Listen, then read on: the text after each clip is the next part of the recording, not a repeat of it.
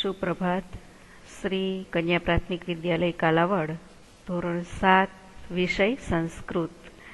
વિદ્યાર્થી મિત્રો, ધોરણ 7 માટે થઈ દ્વિતીય સત્રનું પાઠ્યપુસ્તક તમારે ખરીદવાનું છે અને સ્વાપોથી ખરીદવાની નથી. જે પણ હોમવર્ક આવે તે તમારે પાકી બુકની અંદર લખવાનું છે. એટલા માટે વિદ્યાર્થી મિત્રો, ધોરણ 7 અને સંસ્કૃત માટે થઈ દ્વિતીય સત્રનું પાઠ્યપુસ્તક આ રીતે હશે.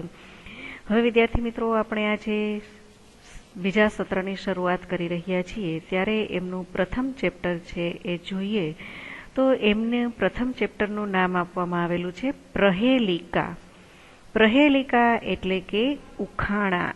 આપણી ગુજરાતી ભાષાની અંદર તો ઘણા બધા ઉખાણાઓ છે એ શીખતા હોઈએ છીએ, તો હવે આપણે સંસ્કૃત ભાષાની અંદર પણ ઉખાણાઓને જોઈએ. પ્રહેલિકા એટલે કે તમારા મનને વિચલિત કરી દે એવા પ્રશ્નો દ્વારા વાતચીત કરવામાં આવે એને આપણે પ્રહેલિકા કહીએ છીએ. તો વિદ્યાર્થી મિત્રો, પ્રહેલિકા માટે થઈ આપણે સંસ્કૃત ભાષાના કેવા ઉખાણા છે એ આપણે જોઈએ. ખાસ કરીને એમના વાંચનમાં વધુ ધ્યાન આપવાનું છે. આપણને અહીં શ્લોક સ્વરૂપે આપવામાં આવેલા છે, તો એમનું વાંચન સૌ પ્રથમ ધ્યાન આપો. વાંચન કરતા આવડી ગયું એટલે તમે એમનો અનુવાદ સરળતાથી કરી શકશો. એટલે સૌ પ્રથમ આપણે પ્રથમ પ્રહેલિકાને વાંચન કરીએ.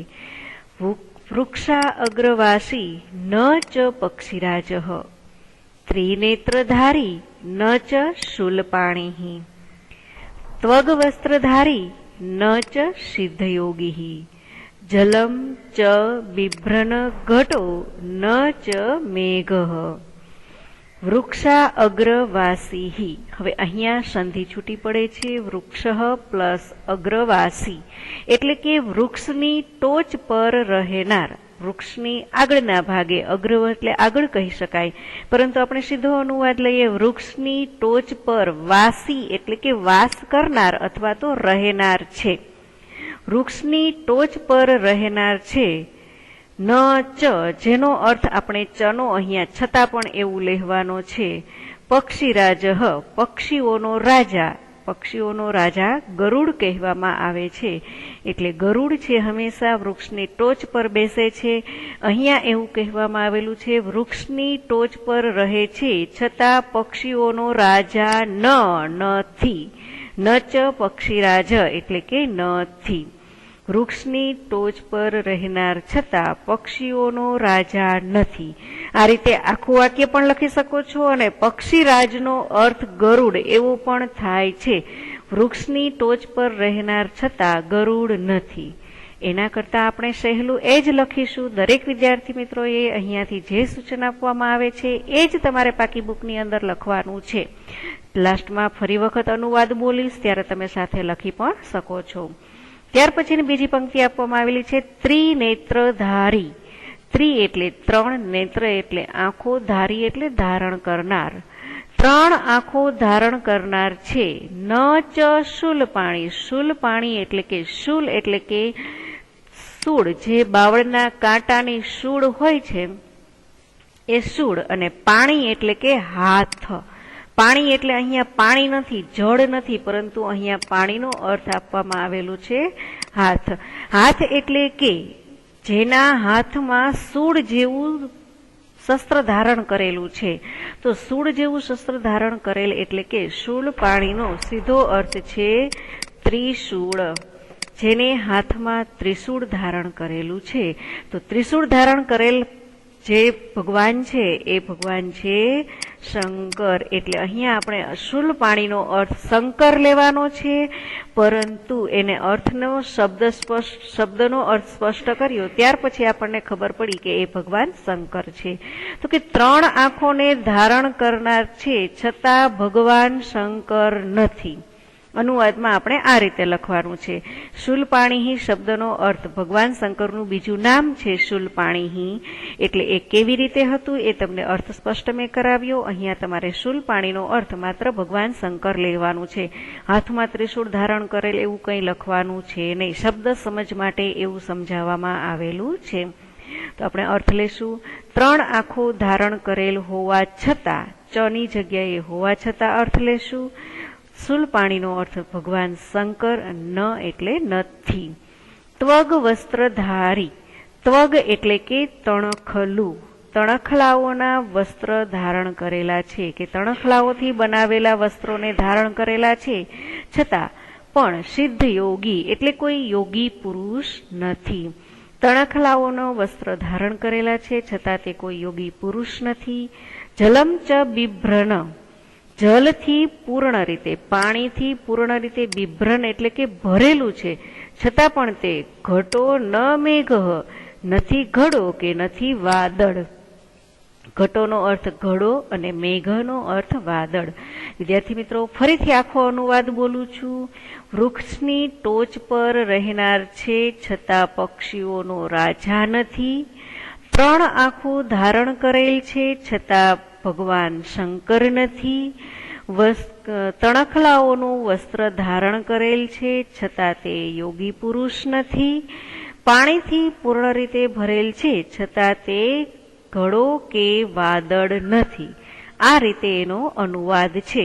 હવે આનો અર્થ શું થાય છે? તો વિદ્યાર્થી મિત્રો, તમે આમ પણ સમજી ગયેલા જ હશો. મારા પહેલા પણ તમે જવાબ આપી શકો છો, છતાં આપણને અફસોસ એ છે કે આપણે એકબીજા સામે નથી, નહીતર આપણને પ્રહેલિકા ભણવાની થોડી વધારે મજા આવત. આનો અર્થ થાય છે નારિકેલ. નારિકેલહ એટલે કે નાળિયેર, જેનો ગુજરાતી અર્થ થાય છે નાળિયેર. હવે વિદ્યાર્થી મિત્રો, આ નાળિયેરને હવે આપણે સ્પષ્ટ કરવાનું છે. તો કે નાળિયેર છે ઊંચા વૃક્ષ પર અને આપણાથી પહોંચી ન શકાય એ રીતે ટોચ પર હોય છે. ત્યાર પછી નાળિયેરના છોતરા ઉતારતા આપણને એની અંદર ઘણી વખત 3 આંખો હોય એવું આપણને બતાવવામાં આવેલું હોય છે. શ્રીફળની અંદર આપણા વડીલો આપણને કહેતા હોય કે શ્રીફળની આંખ છે, જેની અંદર કાળા 3 ટપકા બતાવવામાં આવેલા છે તે. અને બીજું કે વસ્ત્ર એટલે કે શ્રીફળનો ઉપરનો ભાગ છે પૂર્ણ રીતે તણખલાઓથી ભરેલો હોય છે, એટલે એને તણખલાના વસ્ત્ર કહેવામાં આવે છે. અને સિદ્ધ યોગી એટલે કે પૂર્ણ રીતે પવિત્ર છે. શ્રીફળ દરેક શુભ કામની અંદર ઉપયોગમાં લઈએ છીએ, એટલા માટે થઈને એને સિદ્ધ યોગી કહેવામાં આવેલું છે. અને શ્રીફળની અંદર પાણી ભરેલું છે, એટલા માટે એ ઘડો નથી કે વાદળ નથી એવું કહેવામાં આવેલું છે. હવે બીજી પંક્તિ તરફ આગળ વધીએ આપણે. પ્રથમ પંક્તિ તમને પૂર્ણ રીતે સમજમાં આવી જ ગઈ હશે એવું માનું છું. હવે બીજી પંક્તિ, ખાસ કરી વાંચનમાં જ વધારે ધ્યાન આપવાનું છે વિદ્યાર્થી મિત્રો. નર નારી સમ ઉત્પન્ના, સા સ્ત્રી દેહ વિવર્જિતા. નર નારી સમ ઉત્પન્ના, સા સ્ત્રી દેહ વિવર્જિતા. અમુખી કુરુતે શબ્દમ જાત માત્રા વિનિશ્યતિ. જાત માત્રા વિનશ્યતિ. નર નારી સમ ઉત્પન્ના એટલે કે નર એટલે સ્ત્રી અને નારી નર એટલે પુરુષ અને નારી એટલે સ્ત્રી. પુરુષ અને સ્ત્રી સાથે મળીને એને ઉત્પન્ન કરે છે. પુરુષ અને સ્ત્રી સાથે મળીને ઉત્પન્ન થાય છે. સા સ્ત્રી, તેણી સ્ત્રી. દેહ વિવર્જિતા, દેહ એટલે કે શરીર અને વિવર્જિતા એટલે વગરની છે. તેણી સ્ત્રી શરીર વગરની છે. સ્ત્રી અને પુરુષ દ્વારા ઉત્પન્ન થાય છે, છતાં પણ તેણી સ્ત્રી શરીર વગરની છે. અમુખી કુરુતે શબ્દ, અમુખી એટલે મુખ વગરની છે, છતાં કુરુતે એટલે કરે છે. શબ્દમ એટલે કે અવાજ. મુખ વગરની છે, છતાં અવાજ કરે છે. જાત માત્રા વિનિશ્યતિ. જાત માત્રા એટલે જાત એટલે કે જન્મ થવો. જન્મતાની સાથે જ તે મૃત્યુ પામે છે. એટલે આ વસ્તુ શું છે? તો એના માટે થઈ તમે લોકો પણ વિચારમાં જ પડી ગયા હશો કે આનો જવાબ આપણે શું આપી શકીશું. પરંતુ વિદ્યાર્થી મિત્રો, એટલું બધું મૂંઝાવાની કોઈ જરૂર નથી. આપણે એ જ રીતે પ્રેક્ટિસ કરીશું જેથી કરીને તમે સમજી શકશો. હવે વિદ્યાર્થી મિત્રો, તમે તમારા હાથનો ઉપયોગ કરો. તમારા હાથની અંદર રહેલા આંગળી અને અંગૂઠાને તમે શું કહો છો? તો કે આંગળી એટલે કેવી, એટલે તે સ્ત્રીલિંગ થયું. અંગૂઠો એટલે કેવો, એટલે પુલ્લિંગ થયું. તો તમારા હાથમાં રહેલ આંગળી અને અંગૂઠો છે એ બંને નર નારી થયા. એ બંને સાથે મળીને શું બને? તો એ બંને સાથે મળી અને તમે તમારા હાથની મદદથી ચપટી વગાડી શકો છો. આ ચપટી છે એને સંસ્કૃતમાં કહેવામાં આવે છે છોટીકા, જેને સંસ્કૃતમાં કહેવામાં આવશે છોટીકા. એટલે કે હવે તમે એ છોટીકાને ગુજરાતી કહેશું આપણે ચપટી. આ એનો જવાબ છે. તો અંગૂઠા અને આંગળી વડે ઉત્પન્ન થાય છે. તો ચપટી છે એ પણ સ્ત્રીલિંગ શબ્દ છે, એટલા માટે એણે શાસ્ત્રી કીધી. તેણી સ્ત્રી દેહ વિવર્જિતા, એટલે કે તમે ચપટી વગાડો છો તો એ ચપટી છે એ શરીર વગરની છે, અમુખી, એમને મુખ નથી છતાં પણ ચપટી વગાડતા અવાજ નીકળે છે, એટલા માટે એને કહેવામાં આવે છે મુખ વગરની હોવા છતાં અવાજ કરે છે. જાત માત્રા વિનિશ્યતિ, જાત એટલે કે ચપટી જેવી તમે વગાડો છો એ તરત એમનો જન્મ થાય છે અને તરત જ વિનિશ્યતિ એટલે મૃત્યુ થાય છે. ફરી વખત તમારે એને સાંભળવી હોય તો બીજી વખત તમારે ચપટી વગાડવી પડે, એટલા માટે જન્મતાની સાથે જ મૃત્યુ પામે છે આ સ્ત્રી અને પુરુષ, એટલે કે આંગળી અને અંગૂઠો. હવે આપણે અનુવાદમાં એટલું જ લખવાનું છે જે હું અત્યારે બોલું છું તે. પુરુષ અને સ્ત્રી સાથે મળીને ઉત્પન્ન કરે છે. તેણી સ્ત્રી શરીર વગરની છે, મુખ વગરની હોવા છતાં અવાજ કરે છે, જન્મતાની સાથે જ નાશ પામે છે. અને એનો અર્થ થાય છે છોટીકા. ગુજરાતી અર્થ પણ લખજો ચપટી. હવે આપણે ત્રીજી પ્રહેલિકા તરફ આગળ વધીએ. ત્રીજી પ્રહેલિકાનું વાંચન સાંભળો. કૃષ્ણમુખી ન ચ માર્જારી, દ્વિજીહ્વા ન ચ સર્પિણી, પંચભર્ત્રી ન પાંચાલી, યો જાનાતિ સહ પંડિત. કૃષ્ણમુખી એટલે કે સંસ્કૃતની અંદર કૃષ્ણ એટલે કાળો રંગ કહેવામાં આવે છે. કાળા મુખવાળી હોવા છતાં તે ન માર્જારી, માર્જારી એટલે કે બિલાડી, બિલાડી નથી. કાળા મુખવાળી હોવા છતાં તે બિલાડી નથી. દ્વિજીહા, દ્વિજીહા એટલે જીહવા એટલે કે બે જીભ, બે જીભ વાળી હોવા છતાં તે સર્પિણી નથી એટલે કે સાપણી નથી. ગુજરાતીમાં નાગણી પણ કહીએ છીએ અને સાપણી પણ કહીએ છીએ. તો કાળા મુખવાળી હોવા છતાં બિલાડી નથી, બે જીભવાળી હોવા છતાં તે સાપણી નથી.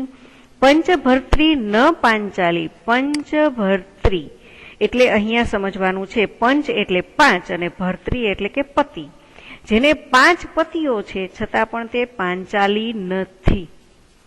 યો જાનાતિ સહ પંડિત, યો એટલે જે, જાનાતિ એટલે જાણી જાય, સ તે પંડિત, જે જાણી જાય તે પંડિત, કે આ વસ્તુ શું છે જે જાણી જાય તે પંડિત, એવું કહેવા માટે થઈ અને અહીંયા પ્રહેલિકા પૂછાયેલી છે. હવે વિદ્યાર્થી મિત્રો આપણે એની ક્લેરી કરીએ કે કૃષ્ણમુખી એટલે કાળા મુખવાળી એટલે શું? તો જેનો જવાબ આપણને આપવામાં આવેલો છે લેખની. લેખની એટલે કે તમે અત્યારે ભણતી વખતે જેનો ઉપયોગ કરો છો એ છે લેખની. લેખની એટલે કે તમારી પેન. વિદ્યાર્થી મિત્રો હવે તમારે એ ક્લેરી સમજવાની છે કે કૃષ્ણમુખી એટલે કે તમારી પેન છે બ્લુ રંગની, કાળા રંગની હોય એટલે એને કૃષ્ણમુખી કહેવામાં આવેલી છે. અને પેન પણ ચતુર જ છે કે ઝડપથી ચાલતી ચાલતી આગળ લખતી જ જતી હશે, બિલાડીની જેમ છાની માની પગે. તમે પેનથી લખતા હોય તો કોઈને ખબર ના પડે કે આ લખી રહ્યા છે, બિલાડી ઘરમાં ઘૂસી જાય તો ખબર પડે નહીં કે આવી ગયેલી છે. એ જ રીતે એટલે એને બિલાડીની ઉપમા આપેલી છે, એની સાથે સરખાવવામાં આવેલી છે. બે જીભ એટલે કે ઘણી પેન છે બંને બાજુથી લખી શકાય એવી પણ હોય છે, એટલા માટે એને બે જીભ વાળી કહેલી છે. અને એ પણ સાપની જેમ ઝડપથી લખતી લખતી આગળ વધે છે એટલે એને સાપની સાથે સરખામણી કરેલી છે. પંચભર્ત્રી એટલે કે તમે એને પકડવા માટે હથેળીનો ઉપયોગ કરો છો, જેમાં 5 આંગળાઓનો સમાવેશ થયેલો છે, એટલા માટે એમને પંચભર્ત્રી એટલે પાંચાલી એટલે કે જે દ્રૌપદી છે એમને 5 પતિ હતા એટલે દ્રૌપદીનું બીજું નામ પાંચાલી આપવામાં આવેલું છે. તો એ પાંચાલી એટલે પેનને પાંચાલી નામ આપી અને કહેવામાં આવેલું છે કે 5 પતિઓની સાથે રહે છે. પેન આપણે લખવા માટે 5 આંગળાનો ઉપયોગ કરીએ છીએ, જેથી કરીને એને પાંચાલી કહેવામાં આવેલી છે. જે જાણી જાય તે પંડિત. અહીંયા આપણી ત્રીજી પ્રહેલિકા પૂર્ણ થાય છે. હવે આપણે આગળ વધીએ ચોથી પ્રહેલિકા તરફ. દંતે હિનઃ શિલાભક્ષી, નિર્જીવો બહુભાષક, ગુણસ્યુત અતિ સમૃદ્ધો અપી પરપાદેન ગચ્છતિ, અહીંયા ખાસ ધ્યાન આપો, ગુણ સ્યુત અતિ સમૃદ્ધો અપી પરપાદેન ગચ્છતિ. દંતે હીનઃ, હીન એટલે કે અહીંયા પણ સંધિ છૂટી પડશે, દંતેહે પ્લસ હીન, એ રીતે તમારે લખવાનું રહેશે. સંધિ પાઠ્યપુસ્તકની અંદર તમને આપવામાં જ આવેલી હશે. દંતહીન એટલે કે દાંત વગરનું છે છતાં, શિલા એટલે કે પથ્થરો, ભક્ષી એટલે કે ભક્ષણ કરે છે. દાંત વગરનું છે છતાં પથ્થરોને ખાય છે, કાંકરા ખાય છે, એવું પણ કહી શકીએ. દાંત વગરનું હોવા છતાં પથ્થરો ખાનાર છે. નિર્જીવો બહુભાષક, નિર્જીવ છે છતાં બહુભાષક એટલે વધુ જાણનાર છે, વધુ બોલનાર છે. નિર્જીવ હોવા છતાં તે વધુ બોલનાર છે. ગુણ સ્યુત અતિ સમૃદ્ધો અપી પરપાદેન ગચ્છતિ. ગુણ સ્યુત એટલે કે ગુણથી પૂર્ણ રીતે ભરેલું, ગુણથી પૂર્ણ રીતે ભરેલું એટલા માટે એવું કહેવામાં આવેલું છે. અહીંયા ગુણ સંસ્કૃત શબ્દ માટે આપણે ગુણનો અર્થ દોરી લેશું અને સ્યુત અતિ સમૃદ્ધ માટે કહેશું કે વીંટળાયેલું. દોરીથી વીંટળાયેલું હોવા છતાં તે પરપાદેન એટલે કે બીજાના પગ દ્વારા આગળ જાય છે. પર એટલે બીજાના અને પાદેન એટલે પગ. અહીંયા અનુવાદ છે બીજાના પગથી આગળ જાય છે. હવે વિદ્યાર્થી મિત્રો, અહીંયા તમારો જવાબ છે એ શું હશે? તો તમારો જવાબ અહીંયા પાદરક્ષા આવે છે. જવાબ તમારો છે પાદરક્ષા. સંસ્કૃતની અંદર એને કહેવામાં આવે છે પાદરક્ષા, જેને ગુજરાતીમાં કહેવામાં આવે છે પગરખું અથવા તો બૂટ. તમારા જે પગમાં પહેરવાના બૂટ હોય છે એ અહીંયા આપવામાં આવેલા છે પ્રહેલિકાની અંદર. હવે આપણે એની ક્લેરી કરીએ તો કે તમે જ્યારે એ પગરખું પગમાં પહેરો છો, એટલે કે તમારા બૂટ શૂઝ તમે પગમાં પહેરો છો, તો ત્યારે તમને કાંકરાઓ વાગતા નથી. એ કાંકરાઓને કોણ ખાઈ જાય છે? ભક્ષી એટલે ભક્ષણ કરે છે, તો કે આ બૂટ. છતાં પણ એ દાંત વગરના જ છે, એટલા માટે આપવામાં આવેલું છે દંતાહીન. નિર્જીવો એટલે કે એમાં કોઈ જાતનું જીવ નથી, છતાં એ એક જગ્યાએથી બીજી જગ્યાએ પહોંચી શકે છે અને ઘણું બધું જાણી શકે છે, એટલે બધું બોલનાર. જે જાણે એ જ બોલે ને, એટલા માટે બહુભાષક એટલે બહુ બોલનાર. અને ગુણ સ્યુત સમૃદ્ધો અપી એટલે કે એને દોરી વડે બાંધવામાં આવે છે. દોરીથી વીંટળાયેલ હોવા છતાં તે આપણે જ્યારે પગમાં પહેરી છીએ ત્યારે ઘણા બૂટ છે, ઘણા શૂઝ છે, એ દોરીથી બાંધેલા એટલે કે દોરીવાળા હોય છે.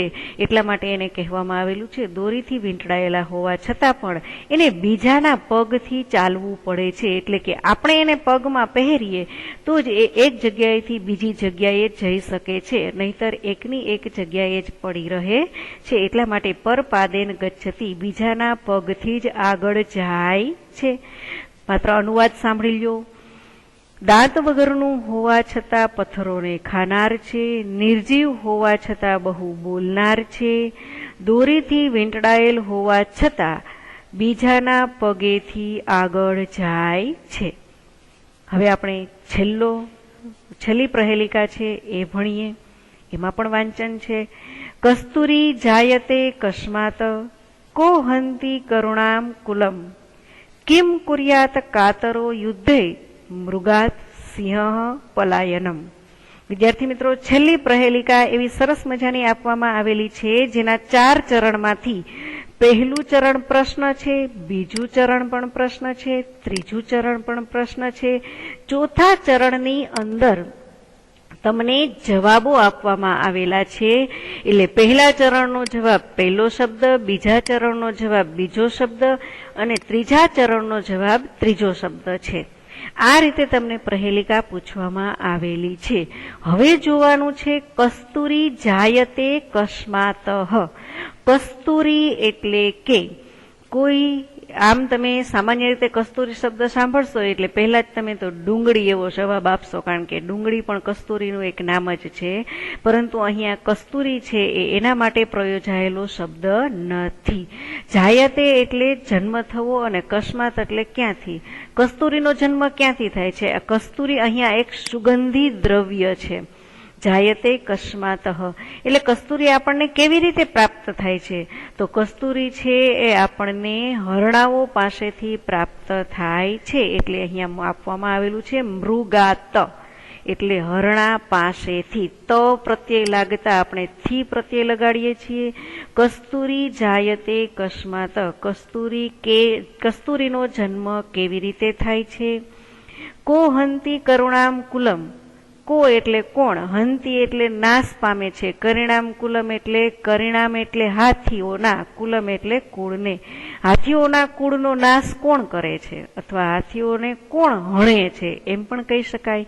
તો હાથી એવું મહાકાય પ્રાણી છે, મોટા શરીરવાળું પ્રાણી છે, છતાં એનો નાશ કોણ કરે છે? તો એનો નાશ સિંહ કરે છે. કિમ કુર્યાત કાતરો યુધે, કિમ એટલે શું, કુર્યાત એટલે કરે છે, અને કાતર એટલે કે ડરપોક માણસ, જેને કાયર કહેવામાં આવે છે.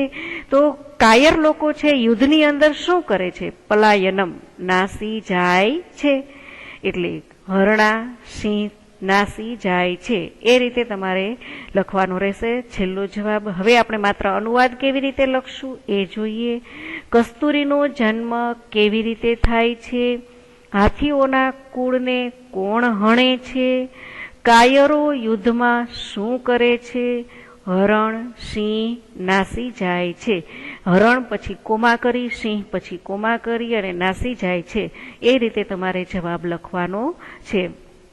એટલે આ રીતે પ્રહેલિકાઓ છે આપણને પૂછવામાં આવેલી હોય છે. વિદ્યાર્થી મિત્રો, ટિપ્પણી આપેલી છે એ સૌ પ્રથમ આપણે પાકી બુકમાં પહેલા લખશું, ત્યાર પછી એક શ્લોક લખી અને એમનો અનુવાદ લખવાનો છે. એક શ્લોક લખી અનુવાદ લખો, પછી બીજો શ્લોક લખી અનુવાદ લખો. જે વિડીયો સાંભળતા સાંભળતા તમારે લોકોએ અનુવાદ લખવાનો છે. હવે શ્લોક શા માટે લખવાનો છે? તો શ્લોકો તમારે કંઠસ્થ કરવાના છે. દરેક પ્રહેલિકા કંઠસ્થ કરવાની છે. એકમ કસોટીની અંદર તમને આ પ્રહેલિકા શ્લોક પૂર્તિ માટે પણ પૂછવામાં આવે અને અનુવાદ માટે પણ પૂછવામાં આવે તો તમારી બંને રીતે તૈયારી હોવી જોઈએ. વિદ્યાર્થી મિત્રો, એકમ કસોટી ઈમાનદારીથી જ લખજો. તમારું ભણેલું તમને જ યાદ હોવું જોઈએ એ રીતે જ તમે આગળ વધજો. આપણે છતાં પણ એક વખત સ્વાધ્યાય તરફ નજર કરીએ, જેથી કરીને તમને હોમવર્ક આપવામાં આવે ત્યારે તમને કોઈ જાતની અગવડતા રહે નહીં. અહીંયા યોગ્ય શબ્દ પસંદ કરીને પ્રશ્નોના ઉત્તર લખો. વૃક્ષ અગ્રવાસી કહ વસતી, તો હવે તમને અનુવાદ મેં આપી દીધેલો છે એટલે ખ્યાલ જ છે. કા સ્ત્રી દેહવિવર્જિતા અસ્તિ, કા કૃષ્ણમુખી અસ્તિ, કહ પરપાદેન ગચ્છતિ, કસ્તુરી કસ્માત જાયતે. આવા પ્રશ્નો છે વિકલ્પો દ્વારા જ તમને ખાલી જગ્યાની અંદર પૂછવામાં આવશે. તો હોમવર્ક પેજમાં તમે જવાબ લખી શકશો. આગળ જોઈએ. જોડકું આપેલું છે એ પણ તમે સારી રીતે પૂર્ણ કરી શકશો કે કોની સામે શું જવાબ આવે છે. ત્યાર પછી તમને શબ્દ આપવામાં આવેલા છે. તો શબ્દોની એક આપણે રમત છે, દરેક ભાષાની અંદર રમીએ જ છીએ, ગુજરાતી અને હિન્દીની અંદર પણ. વૃક્ષવાસી, વનવાસી, ગૃહવાસી, સ્વર્ગવાસી. તો શુલ પાણીના આપણે બીજા નામ લખવા હોય કે તમે જેના હાથમાં શું ધારણ કરેલું છે એ રીતે. તો આપણે બ્રહ્મા ભગવાન છે, સરસ્વતી માતા છે, એ લોકોએ હાથમાં શું શું ધારણ કરેલું છે એ પ્રમાણે એનું બીજું નામ છે. આ તમારે થોડીક મહેનત કરવાની છે. જાતે થોડુંક માતા પિતા સાથે મિત્ર વર્તુળમાં વાતચીત કરો અને એના દ્વારા નવા નામ છે તે શોધો. ત્રિનેત્રધારી, એ જ રીતે 3 આંખો ધારણ કરેલ. તો બીજા એવા 4 હાથ ધારણ કરેલા શું આપણે કહીએ છીએ, છતાં પણ એક લિંક આપી દઉં છું, ચતુર્ભુજ કહેવામાં આવે છે. તો એ જ રીતે ગણપતિ દાદા છે, એને પણ બીજું નામ આપવામાં આવેલું છે. થોડીક મહેનત તમારે કરવાની છે. આવા નામો તમે શોધો. શિલાભક્ષી માટે થઈ દરેક પશુ પક્ષીઓ શું ભક્ષણ કરે છે, શું ખાય છે, એના આધારે એવા નવા નામ છે તમારે લખવાના છે.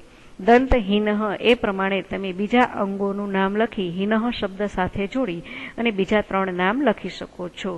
હવે એ પ્રમાણે વાક્ય છે અસ્તિ નાસ્તિ. અસ્તિનો અર્થ છે એવો થાય છે અને નાસ્તિનો અર્થ નથી એવો થાય છે.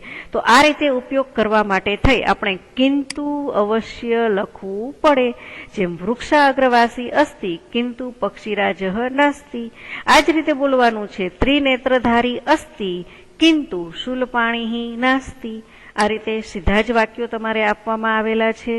ત્યાર પછી આપણે અહીંયા સુધીનો સ્વાધ્યાય પૂર્ણ કરી અને ગુજરાતીની અંદર તમને આવડતા 2 ઉખાણા દરેક લોકોએ પાક્કી બુકની અંદર લખવાના છે.